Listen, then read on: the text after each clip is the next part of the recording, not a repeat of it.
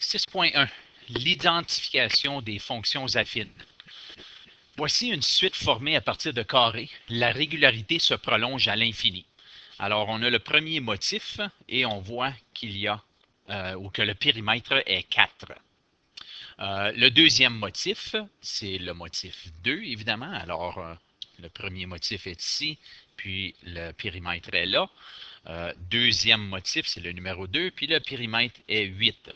Alors, nous avons maintenant 1, 2, 3, 4, 5, 6, 7, 8 de périmètre. Pour le troisième motif, 1, 2, 3, 4, 5, 6, 7, 8, 9, 10, 11, 12. Alors, on voit, la table de valeurs suivante représente le numéro du motif ainsi que le périmètre de la figure. Le graphique est une autre façon de représenter ces données. Alors, on voit le troisième motif, le périmètre était 12, ainsi de suite. Alors, on a pris les points, les coordonnées, 1,4, 1, 4, 2, 8, 3, 12, ainsi de suite. Et nous avons tracé une droite qui rejoint ces points-là. Alors, le graphique suivant représente une fonction affine, car les points décrivent une droite. Alors, une fonction affine, c'est tout simplement une droite non verticale qui est représentée sur un plan cartésien. Alors, ceci pourrait être une fonction affine. Ça, c'est une fonction affine. Une ligne droite horizontale, c'est une fonction affine. Ceci n'est pas une fonction affine. Si on ajoute une troisième colonne, on peut calculer les premières différences. Alors ici, la différence entre 8 et 4, c'est 4. Alors on voit que de là à là, on ajoute 4. De 8 à 12, on ajoute 4. De 12 à 16, ainsi de suite.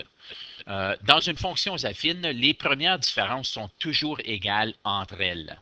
Alors ici, on voit que les premières différences, on ajoute 4 à chaque fois. Alors, chaque fois que le numéro du motif augmente de 1, le périmètre augmente de 4 unités.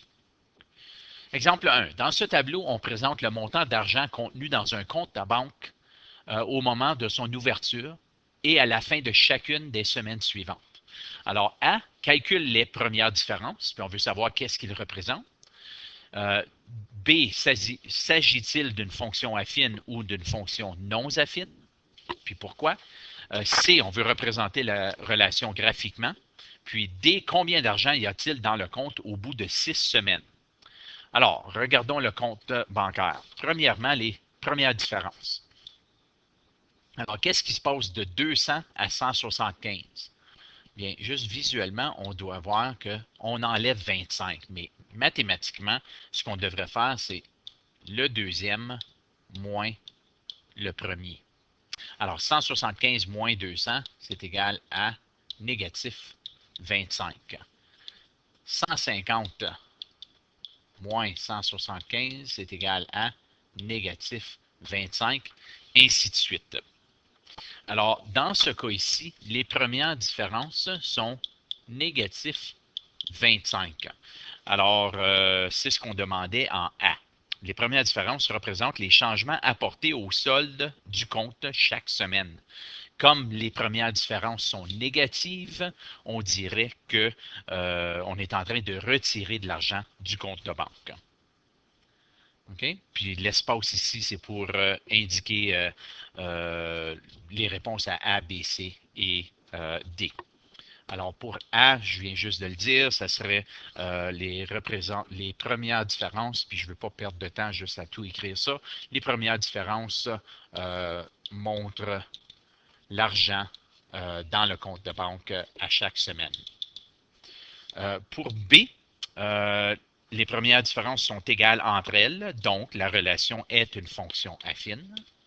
Alors oui, c'est une fonction affine. Pour C, on vous demande de tracer le graphique. Alors, vous allez faire ça sur du papier quadrillé. Cependant, je peux montrer qu'ici, c'est les semaines. La variable indépendante, c'est toujours le temps. Puis ici, c'est le solde en argent. Alors, on commence à 200 $. Puis, à 8 semaines, on baisse comme ceci. Alors, 1, 2, 3, ou 1 devrait être un petit peu plus par là, jusqu'à, disons, 7 ou 8 semaines. Puis ensuite, à D, ben, en utilisant le tableau, en utilisant le graphique que vous allez avoir créé, vous pouvez regarder puis montrer qu'au bout de 6 semaines, je pense que ça va être évident qu'à 6 semaines, ici, il va rester 50 dans le compte de banque. Donc, après 6 semaines, il y a 50 Évidemment, on a besoin du graphique pour vraiment le voir, mais c'est ce que vous allez tracer sur du papier quadrillé.